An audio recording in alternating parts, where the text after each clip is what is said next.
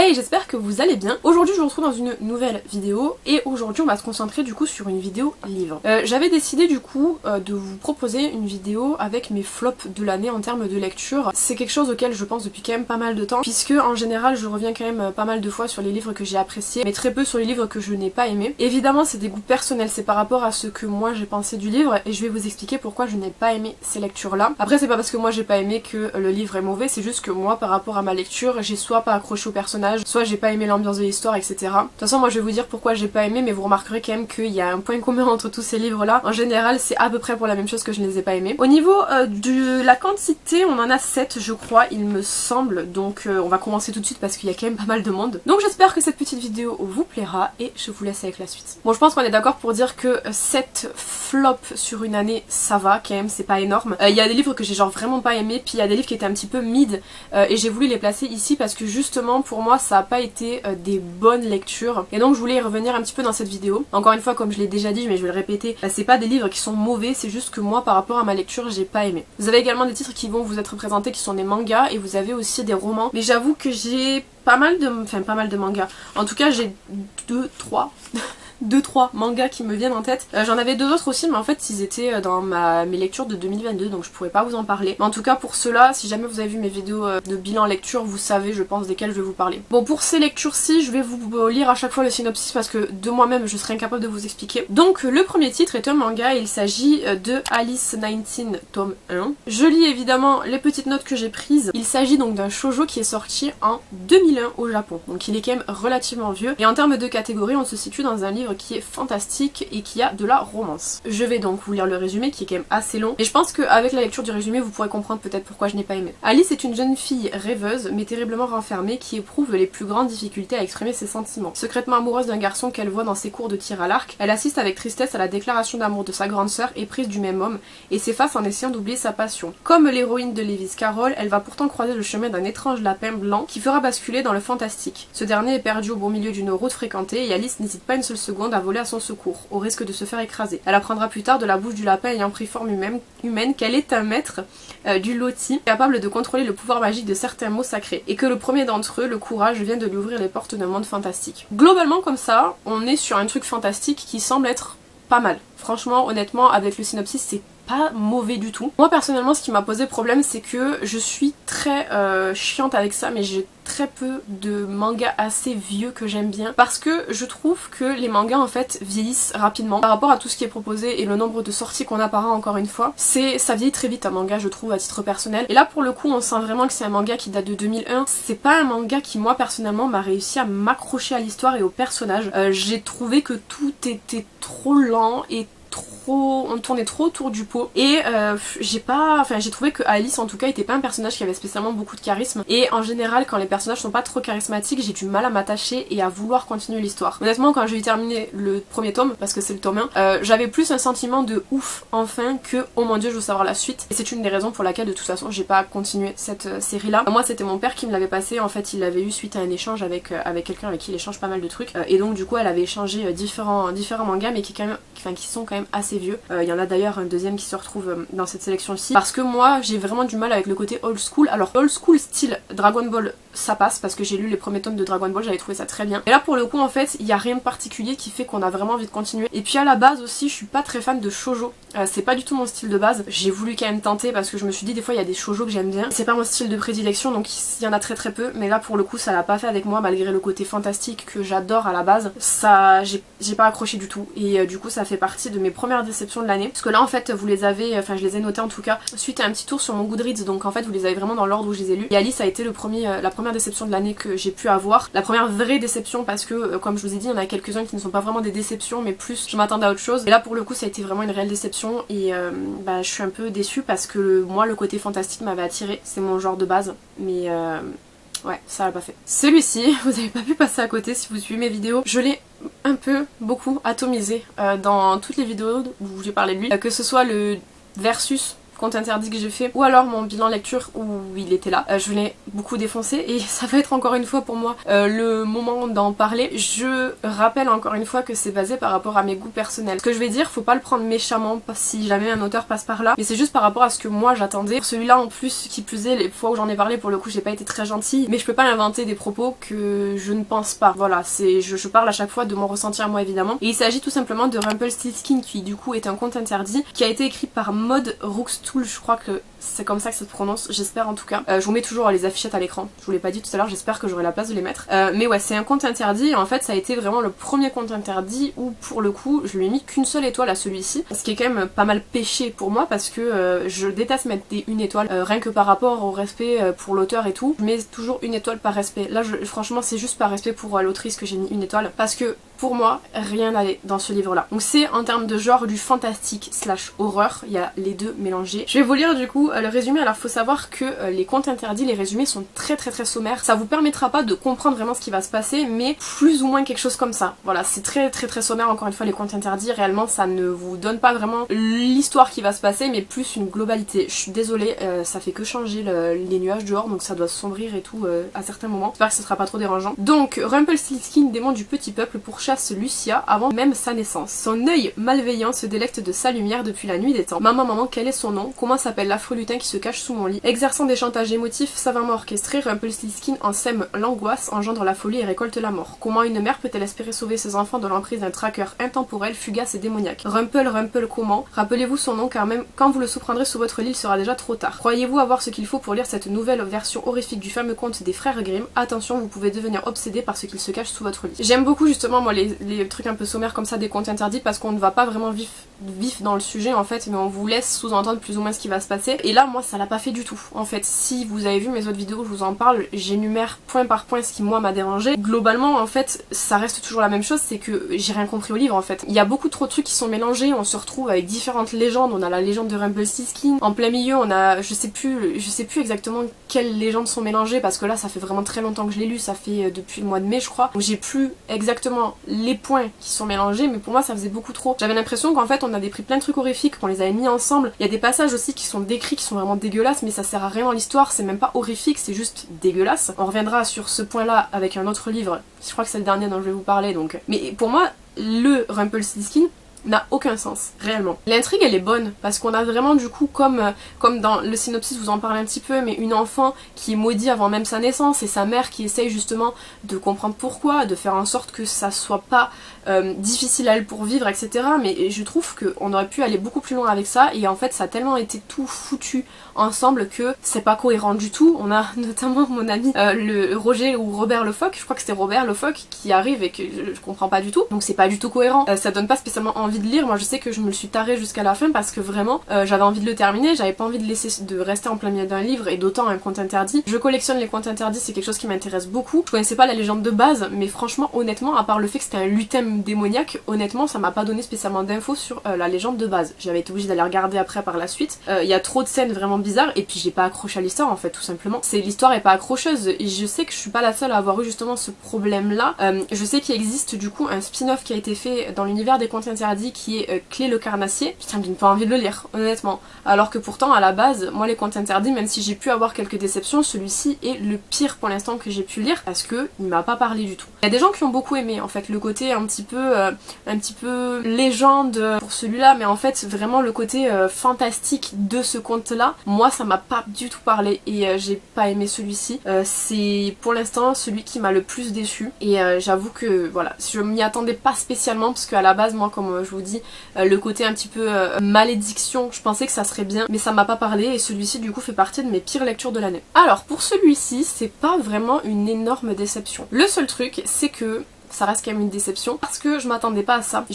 C'est du coup Le Voleur d'ombre de Marc Lévy, je vous le mets à l'écran, et c'était une suggestion qui m'avait été faite. Marc Lévy, je connais pas trop. J'ai pas eu l'occasion de lire beaucoup de livres de Marc Lévy, j'en ai lu que 2 je crois. Et Le Voleur d'ombre pour le coup, c'est vrai que ça me tentait pas mal. Quand ça m'a été proposé, évidemment, quand on me propose des lectures, je fais toujours des recherches un petit peu avant pour voir si ça pourrait coller ou pas. Ça me semblait être bien, mais il y a un mais. Le livre est paru en 2010/2011 parce qu'en fait entre le brochet et le poche il y a toujours un an d'écart, donc on va dire qu'il est sorti en 2010 pour le brochet et le poche du coup c'était 2011 et c'est du fantastique. Au niveau de la description du livre, on nous dit: et si l'adulte que vous étiez devenu rencontrait l'enfant que vous étiez? Enfant, il vole des ombres de ceux qu'il croise, et chacune de ces ombres lui confie un secret. Malgré lui, il entend les rêves, les espoirs et les chagrins de ceux qu'il aime, et que faire de cet étrange pouvoir? Quelques années plus tard, le voleur d'ombres est devenu étudiant en médecine. Est-il encore capable de deviner ce qui pourrait rendre heureux ses proches, comme Sophie avec laquelle il étudie la médecine, ou Luc, son meilleur ami qui voudrait changer de vie? Et lui, sait-il où le bonheur l'attend? Amour d'une mère, inoubliable premier amour et amour qui s'achève, amitié longue comme la vie, le voleur d'ombre est une histoire d'amour au pluriel. Alors, pendant tout le long, j'avais espoir que on ne parte pas sur du fantastique. Parce que même si là le genre de base du livre c'est fantastique, moi j'ai fait des recherches beaucoup plus profondes pour savoir justement de quel genre ça appartenait et j'en ai fait aussi par mes déductions. Je fais vraiment espoir qu'on parte pas sur du fantastique parce qu'en fait moi le fantastique quand c'est pas vendu comme du fantastique ça me frustre beaucoup parce que j'aime bien comprendre. Et c'est vrai qu'au tout départ je me suis demandé s'il n'y avait pas une métaphore peut-être, s'il n'y avait pas quelque chose qui faisait qu'on sous-entendait ça mais en fait c'était pas ça. Et non, en fait c'est vraiment du fantastique. Et c'est ça qui me frustre beaucoup, c'est que moi le premier livre de Marc Lévy que j'ai lu c'était une romance. C'est une romance qui était très très jolie et qui m'avait donné envie en fait d'en découvrir plus. Et là en fait bah non, c'est du fantastique et du coup j'ai pas suivi. Je me suis complètement perdue dans le livre, je l'ai terminé. J'ai trouvé que c'était mignon si on part sur la base que c'est du fantastique et que donc du coup il y a ce côté un petit peu imaginaire, mais c'est pas ce à quoi je m'attendais. Et c'est pour ça que ça a été une déception en fait, c'est parce que moi je m'attendais vraiment à quelque chose un petit peu slice of life avec vraiment à la fin le pourquoi du comment. En fait à la fin c'est vraiment le pourquoi du comment, c'est juste que c'est du fantastique et que ça n'existe pas et que bah, vous avez un truc mignon mais pas plausible. Et ça me frustre beaucoup et vous allez voir ça a été le cas avec un autre livre dont je vais vous parler juste après celui-ci. C'est vraiment le côté fantastique qui moi me bride beaucoup quand je sais que quand je sais pas que je pars sur du fantastique. Quand je sais que je pars sur du fantastique, je le prends comme du fantastique et du coup comme je vous dis fantasy fantastique c'est mon genre préféré à la base. Donc c'est quelque chose qui me dérange pas mais faut que je sache dès le départ que j'y suis. Si on me dit t'es dans un château, il y a des dragons et tout, il y a pas de problème. Si on me dit t'es dans un château et puis il y a une bestiole qui apparaît, moi directement dans ma tête je vais me dire peut-être ok c'est peut-être un rêve ou un truc comme ça puisqu'on m'a pas dit à la base que c'était vraiment du fantastique. Je sais pas si je m'exprime bien, si j'utilise les bons exemples pour que vous puissiez comprendre. Moi ça me paraît logique dans ma tête, j'espère que ça l'est pour vous aussi. Et pour le coup j'ai été frustrée sur ça en fait. Sur tout le long j'ai cherché quelque chose de logique qui n'existait pas du coup puisque c'était du fantastique. Après c'est quand même un livre qui est très mignon à découvrir et juste il est placé encore une fois dans cette sélection-ci parce que j'ai été déçue par l'ambiance globale du livre, malgré le fait que c'était un bon livre, c'est pas ce à quoi je m'attendais, ça m'a beaucoup frustrée. Et puisqu'on est sur l'univers fantastique qui nous frustre beaucoup, je vais vous parler de l'Outsider de Stephen King, qui est le premier Stephen King que j'ai lu, pas le meilleur que j'ai pu choisir, puisque comme je vous dis, on est clairement sur du surnaturel.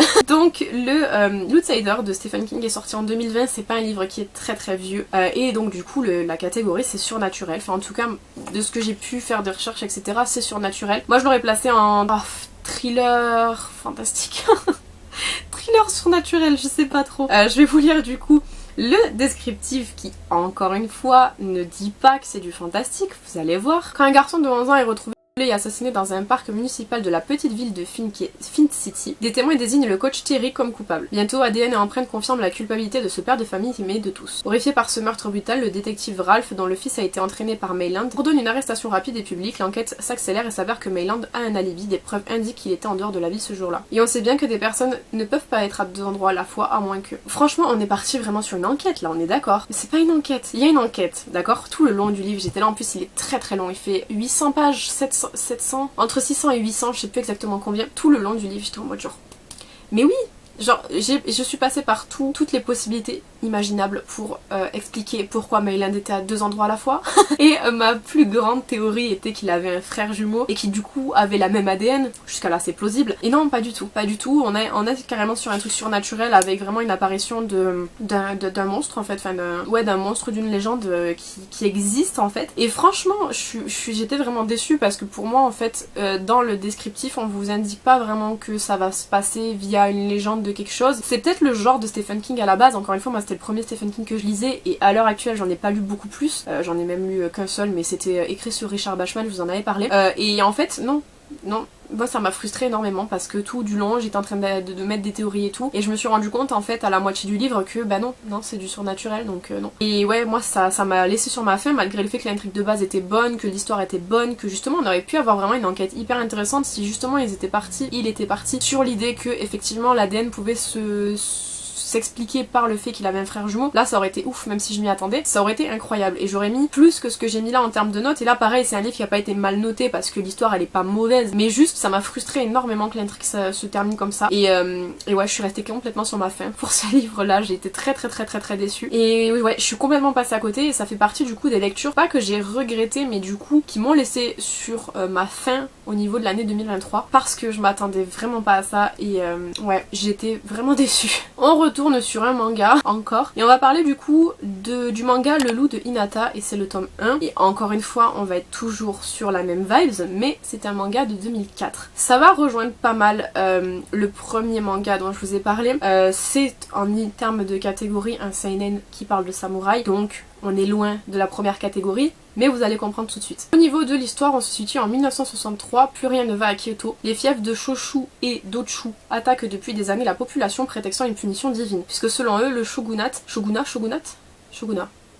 serait infidèle à l'empereur. Tous ceux qui tentent de les arrêter meurent les uns après les autres. Mais un Shinsengumi, force policière spéciale composée de samouraïs et de paysans loyaux envers l'empereur, décide alors d'aider le fief d'Eizu à arrêter ces massacres. Jusqu'au moment où ils découvrent que leur propre chef ne se bat pas réellement pour que le shogun, ni pour sauvegarder l'indépendance du pays face aux invasions étrangères. Commence alors une lutte infernale pour nos héros. J'ai du mal à lire, je suis désolée. Et là, vous vous doutez bien de ce que je vais vous dire, mais franchement, c'est beaucoup trop...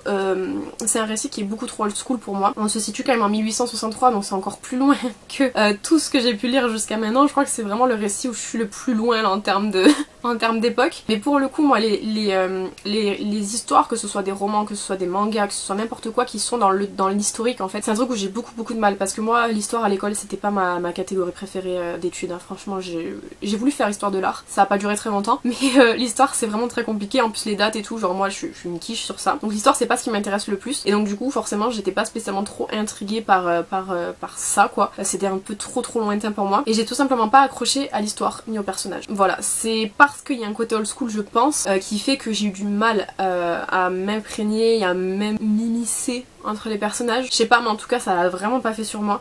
C'est pareil, c'est un manga qui est quand même relativement vieux, on est sur du 2004 quoi, donc comme je vous dis, les mangas ça vieillit très vite. Déjà des mangas de 2004 pour moi c'est vraiment très âgé en termes de manga. Voilà, c'est juste que moi sur moi ça a pas été bon, ça m'a pas donné envie de continuer, et j'ai 2 tomes en fait. J'ai également le tome 2 parce que pareil que pour Alice, c'est pareil, c'était un échange que mon père a fait par la même personne en fait au même moment, j'en ai reçu plusieurs. Mais du coup ouais, il y avait 2 tomes, j'ai encore le tome 2, mais en toute honnêteté je pense que je le lirai pas parce que j'ai pas spécialement eu envie de découvrir plus, c'est pas quelque chose qui m'a tenté, ça m'a pas plus parlé que ça en fait. Donc ouais, j'ai été déçue aussi par celui-ci, même si à la base je m'y attendais quand même, pas comme par exemple avec l'Outsider où pour le coup genre j'étais persuadée que j'allais aimer et ça m'a un peu freiné, mais là pour le coup j'étais presque sûre que j'allais pas aimer, donc moins déçue quand même, mais ça fait partie du coup de mes déceptions quand même de 2023. On part sur un deuxième conte interdit, c'est Le joueur de flûte de Hamelin de Sylvain Johnson. Alors les contes interdits là pour le coup, j'avoue que bon, plus vous en lisez évidemment plus vous aurez de flops, c'est évident, là je suis quand même à 123 lectures en un an, donc forcément il fallait qu'il y ait des flops au milieu. C'est pas le...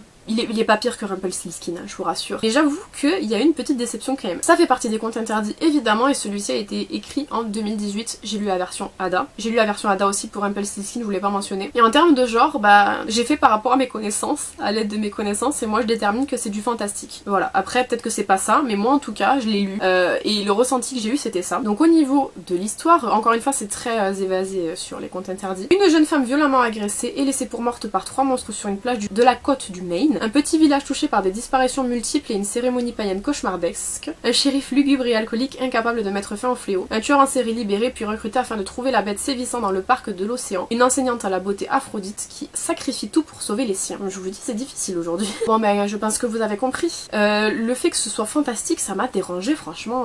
Bon, je peux pas dire que je m'y attendais pas parce qu'on a le côté en fait païen qui est mis en avant directement quand on lit le résumé, donc forcément. Et je m'attendais pas à ça en fait. Genre franchement j'ai trouvé que, bon déjà il était très lent à démarrer, puisqu'en fait on vous installe le personnage principal qui du coup vous l'avez compris est le tueur en série qui sort de prison, et on essaye de vous mettre en avant ouais le personnage, vous le décrire, pourquoi il va dans cette ce village-là particulièrement, pourquoi il accepte d'aider le shérif. Enfin, on vous installe tranquillement le truc, on n'est vraiment pas pressé dans ce livre-là. Ce qui est du coup assez dommage, puisqu'il faut, je trouve, accrocher le lecteur dès le départ, parce que sinon c'est compliqué si le lecteur s'endort en plein milieu. Pareil, je l'ai terminé parce qu'il fallait que je le termine, mais j'ai mis quand même vraiment pas mal de temps à lire. J'ai pas accroché à l'histoire ni aux personnages, j'ai pas trouvé que les personnages étaient spécialement charismatiques, enfin il y avait rien qui me donnait envie spécialement de continuer la lecture. Encore une fois, je l'ai continué parce que c'est un conte interdit et que je veux vraiment lire entièrement, pouvoir me faire un avis encore une fois sur les contes interdits. C'est peut-être ça mon problème d'ailleurs, c'est de vouloir trop pousser le bouchon, on va dire, mais non, ça l'a pas fait du tout, mais vraiment pas du tout. C'est très dommage hein, parce que l'idée de base était bonne, et puis il y a aussi quelque chose qui m'a beaucoup coupé dans ma lecture, c'est une scène très what the fuck qui se passe sur la plage. Les gens qui l'ont lu vont savoir de quoi je parle. C'est la cérémonie païenne. Non, cette scène-là, je veux pas y repenser parce que c'est vraiment une scène que j'ai pas envie qu'elle reste dans ma tête. Genre, non merci. En gros ça l'a pas fait non plus sur moi celui-là. Et c'est dommage, mais il en faut pour tout le monde. Et c'est vrai que les contes interdits justement c'est ça qui est bien, c'est que c'est hyper varié. Et que des gens qui aiment du coup un peu plus le fantastique seront... Enfin c'est pas du fantastique vraiment là pour le coup, puisque c'est un peu sorcière et tout. Sorcière c'est du fantastique, mais je sais pas, moi je le considère pas comme du fantastique. Je sais pas, écoutez, franchement, moi ça l'a pas fait. Juste ça l'a vraiment pas fait, j'ai été déçue et puis ça arrive, mais les contes interdits sont quand même vachement diversifiés. Là sur tous ceux que j'ai lus, j'ai quand même eu plus de bonnes lectures que de mauvaises, donc ça va. Et on termine avec ma déception la plus récente qui est Diditi de Souhairo Maruo. Alors, je vous en ai parlé dans mes achats du coup, livres du mois de septembre-octobre de l'achat de ce livre là. Principalement la raison pour laquelle je l'ai acheté c'est la couverture. Et dans la vidéo où je vous le présente je gueule déjà pas mal sur ce livre là. Avant même de vous le présenter, je gueule déjà dessus. J'ai gueulé dessus sur Instagram, je pense qu'on peut pas faire pire. Je n'ai même pas envie de vous résumer le livre parce que franchement il y a rien à résumer. C'est même pas la peine de lire, il y a pas grand chose à expliquer dessus. Donc il date de 2013, il est sorti en France en 2013 mais il a été réédité du coup cette année aux éditions Lézard Noir si je me trompe pas. La raison pour laquelle moi je l'ai acheté c'est la couverture qui contient un chat. Je vous ai déjà dit qu'en fait j'achète beaucoup de livres où il y a des chats dessus parce que j'adore ça et que c'est ma petite collection personnelle on va dire. Alors c'est au niveau de la catégorie, c'est la catégorie Eroguro. C'est un mouvement en fait artistique et littéraire qui est apparu en fait au Japon vers 1930. C'est à peu près dans ces moments-là où ça a commencé à apparaître. Et comme son nom l'indique, c'est un combiné de deux genres qui existent déjà, à savoir l'érotisme et le gore du coup. Donc c'est un genre qui est quand même plus ou moins exploité en fait, mais c'est surtout très japonais quoi. Vraiment pour le coup, c'est à la fois macabre et grotesque à la base hein, vraiment c'est ce genre là. C'est un genre que j'ai jamais connu du tout, mais genre vraiment j'en avais jamais entendu parler. En fait quand on me l'a vanté au niveau de la présentation et de la façon dont c'est tourné, en fait je vous ai tout simplement résumé ce qui est dit sur internet, j'ai pas inventé ces propos là. Pourquoi pas en fait, pourquoi pas avoir ce côté là. Moi le gore à la base j'aime beaucoup et je m'étais vachement accrochée à ce côté gore là. Pour moi c'était genre vraiment le côté gore qui allait prendre le dessus en fait, pas du tout. Va faire plus concret, c'est pas du tout ça. On me l'a comparé beaucoup, c'est ce que je vous disais en fait justement aussi à Junji Ito. Junji Ito c'est du gore, hein, c'est du gore horrifique, mais c'est très bien fait. Là c'est vraiment hyper mal fait. Il y a beaucoup de trucs qui vont pas du tout, le livre il est trop trash pour rien, on comprend rien en fait. Il y a des histoires courtes dedans, il y en a 8 je crois, je les ai toutes lues, j'ai rien compris. Franchement honnêtement je peux pas vous dire de quoi parlent les histoires. Je crois, il me semble, si je ne me trompe pas, peut-être je me trompe, qu'il y a un... Non, c'est pas dans ça, mais Souhairo Maruo, vous pouvez peut-être le connaître pour La Petite Fille aux Camélias. Je croyais qu'il y avait un extrait de La Petite Fille aux Camélias dans celui-ci, mais non, pas du tout. C'est un livre indépendant. Mais franchement, j'ai juste retenu qu'il y avait des enfants, qu'il y avait des scènes hyper gore et trash. Il n'y a pas de sens spécialement. Les dessins sont beaux, mais ils sont beaucoup trop explicites pour ce que c'est. Genre, c'est dégueulasse, en fait. C'est juste vraiment du dégueulasse, du pas intéressant. Et le rapport aux enfants est dégueulasse, genre vraiment. Et c'est mal fait. Genre, c'est vraiment... Comment vous expliquer? En fait, je peux même pas vous expliquer tellement j'ai pas aimé, genre vraiment, et c'est même pas j'ai pas aimé, c'est que je comprends pas pourquoi c'est vendu en fait. C'est autant, on peut avoir par exemple des œuvres comme Dead Tube qui sont des œuvres qui sont explicites, qui sont trash, mais il y a une histoire de fond avec la création justement de Dead Tube, les gens qui participent à Dead Tube, pourquoi ils participent, l'évolution de Dead Tube, qui a créé Dead Tube, enfin vous avez beaucoup d'intrigues dans l'histoire de base parce que Dead Tube est intriguant, malgré le fait que ce soit trash. En fait c'est tellement trash, presque, enfin je sais pas comment expliquer, mais genre vraiment là pour le coup c'était juste dégueulasse. Pour moi j'ai rien retenu de ça, je pense que je ne le garderai pas chez moi parce que genre franchement, outre la couverture qui est belle, il y a rien qui est intéressant dans ce livre là et c'est ma plus grosse déception de l'année. Ouais, je pense que ça va même avant Rumpelstiltskin, parce que Rumpelstiltskin il y a une histoire quand même si on la comprend pas. Vraiment, je suis désolée, j'ai pas plus de mots à vous donner sur ce livre-là. J'ai déjà fait tout un post Instagram où je gueule dessus parce que pour moi c'est pas des livres qui doivent être vendus, parce que c'est malsain et que ça apporte rien, et que même si c'est un mouvement artistique et littéraire à la base, on met en avant quand même je sais pas comment vous expliquer, c'est même pas de l'érotisme, c'est dégueulasse. Non, n'achetez pas ça. Ça fait la promotion de plein de trucs pas cool. Ça dénonce pas du tout. C'est dit à la base que c'est censé dénoncer, mais ça dénonce rien du tout. C'est genre, ce livre m'a épuisé, hein. Genre, je sais pas quoi vous dire, genre juste l'achetez pas, il est nul.